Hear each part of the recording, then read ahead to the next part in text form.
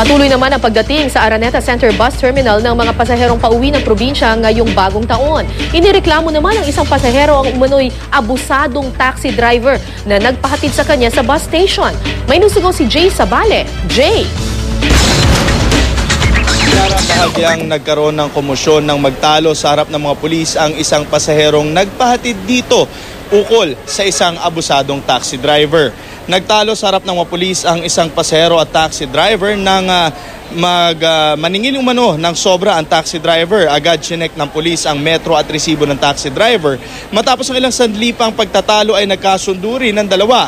Ligtas na sana ang taxi driver ngunit nakilala siya ng isang dispatcher. Kaya nagbabala ang mga pulis sa mga abusadong taxi driver na nanamantala sa mga pasaherong nagmamadali makauwi sa kanilang mga probinsya. Huwag din daw mag-atubili na isumbong ito sa kanila tulad na nangyari kanina rito. Samantala, unti-unti nang dumarami ang mga pasahero pa uwi sa kanilang probinsya para sa bagong taon dito sa Araneta Bus Station. Humahaba na muli ang pila ng pasahero rito sa Araneta. Nadagdagan kasi ang mga nagpalipas ng gabi na mga pasahero ngayon lamang dumarating. Ayon sa pamunuan ng station, ang peak ng pasahero papuntang Visayas ay mula umaga hanggang mamayang alas 2 ng hapon.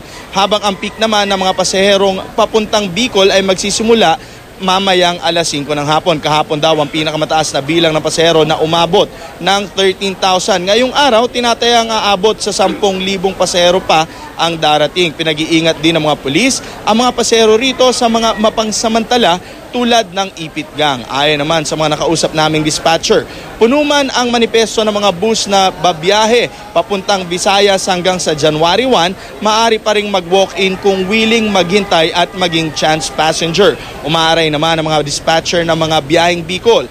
Dahil fully booked man ang kanilang mga aircon bus, maluwang naman daw ang mga ordinary buses nila. Wala kasing reservation kaya first come first serve ito at ang pamasahe aabot lamang sa 700 pesos. Mukha niya ito ng tao. Oo, kanina may nagsabi rin na last year, the same modus lang ginawa niya. Sinakay niya yata ng Pasay at dito magpapahatid sa Cubao pero idiniretso niya pa ng Caloocan. At sinakay niya sinisingil na 700. Ang sa nakakalungkot lang, hindi na lang nag-file ng kaso yung pasahero kasi nga nagmamadaling umuwi ng probinsya. So mag-ingat po tayo dito sa mga pickpocketing. So far wala po akong naitala kasi meron po tayong mga intelligence dyan. Meron po yung mga nakasibilyan na umiikot po.